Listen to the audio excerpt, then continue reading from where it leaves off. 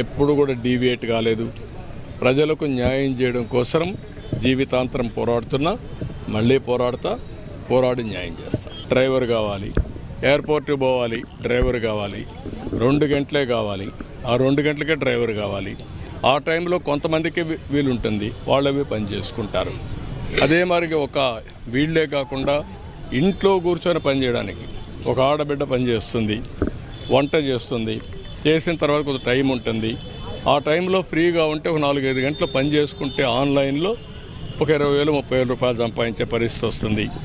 ఇలాంటివన్నీ కూడా రాబోయే రోజుల్లో ఉండే మార్పులు, వచ్చే మార్పులను ముందుగానే అనలైజ్ చేసి ఎక్కడికక్కడ ఇక్కడుండే సంక్షోభాన్ని ఒక అవకాశంగా తీసుకొని వీళ్ళకి తాత్కాలికంగా నేను ఏం చేయగలుగుతాను, ఇండ్లకు డబ్బులు ఇవ్వాలి, ఇవ్వకపోతే వీళ్ళు నిలదొక్కోలేరు.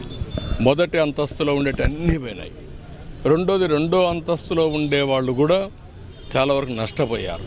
10 రోజులు పని లేదు వాళ్ళకు కూడా. మూడోది షాపులు ఉన్నాయి, తోపుడు బండ్లు పోయినాయి, చిన్న షాపులు పోయినాయి, చిన్న కిరాణా కొట్లు పోయినాయి, ఇంకా అనేక ఎలక్ట్రికల్ షాపు కానీ, ఎలక్ట్రానిక్ షాపు కానీ, జిరాక్స్ మిషన్లు పెట్టుకున్న వాళ్ళు కానీ, చిన్న పెద్ద అందరూ పోయారు. అవన్నీ ఎన్యూమరేట్ చేయమన్నా. మళ్ళా లోన్ ఇప్పించాలి, వడ్డీ లేని రుణాలు కానీ, రుణాలు వాళ్ళ భారం తగ్గించి ఏం చేయాలని అది కూడా చేయాలి. ప్రతి ఒకటి ఆలోచిస్తున్నా. పూర్తిగా ప్రభుత్వమే అన్నీ చేయలేం, కానీ నిలదొక్కుకోవడానికి ఏం చేయాలనో అన్ని విధాల సహాయం చేయడానికి ఈ ప్రభుత్వం ఆలోచిస్తున్నాం. ఈ కార్యక్రమాలన్నీ చేయడం కోసం ముమ్మరంగా ఎప్పటికప్పుడు అనలైజ్ చేస్తున్నాం. ఇప్పటికే మీరు ఎప్పుడూ చూడని విధంగా డ్రోన్స్ ఉపయోగించాం. డ్రోన్స్ ఇన్ని విధాలు ఉపయోగించాలని ఎవరు ఊహించుండరు. డ్రోన్స్ను ఉపయోగించి ఇండ్లకు ఆహారం అందజేశాం. మామూలుగా మా వాళ్ళందరూ ఈ వరదల్లో దిగలాకి ఇసిరేస్తూ ఉంటే, కాదు మన డ్రోన్స్ పెట్టి మిద్దె పైన ఉండే వాళ్ళకి నేరుగా అందజేస్తే నేరుగా తీసుకోగలుగుతారని చెప్పి ఇచ్చాం. ఒక్కోసారి హెలికాప్టర్లో భోజనం పంపిస్తే 50% వేస్ట్ అయ్యేది విసిరేస్తే.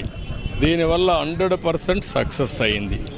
రెండో పక్కన మీరు చూస్తే అదే డ్రోన్స్ని పంపించి ఎక్కడెక్కడ చెత్త ఉందో అవన్నీ కూడా రికార్డ్ చేశాం, అవన్నీ పంపించాం.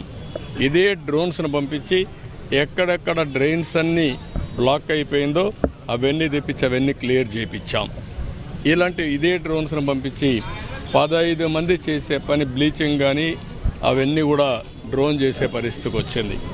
ఒక వినూత్నమైన పద్ధతిలో డ్రోన్స్ ఉపయోగించాం. దీనివల్ల కూడా చాలా వరకు వెసులుబాటు వచ్చింది.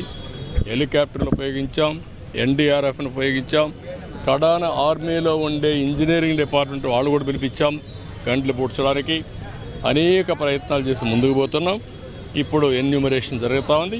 ఇది జరిగిన తర్వాత ఏ విధంగా అందరికీ న్యాయం చేయాలో చేసి అక్కడి నుంచి మళ్ళీ ఎప్పటికప్పుడు దీన్ని సమీక్ష చేసుకుంటూ వీళ్ళకు ఒక డైరెక్షన్ ఇచ్చి అన్ని విధాలా వీళ్ళ బాధలు తగ్గించడానికి, మళ్ళా మెరుగైన జీవితాన్ని గడపడానికి ఏమేమి చేయాలనో అవన్నీ చేపిస్తాం.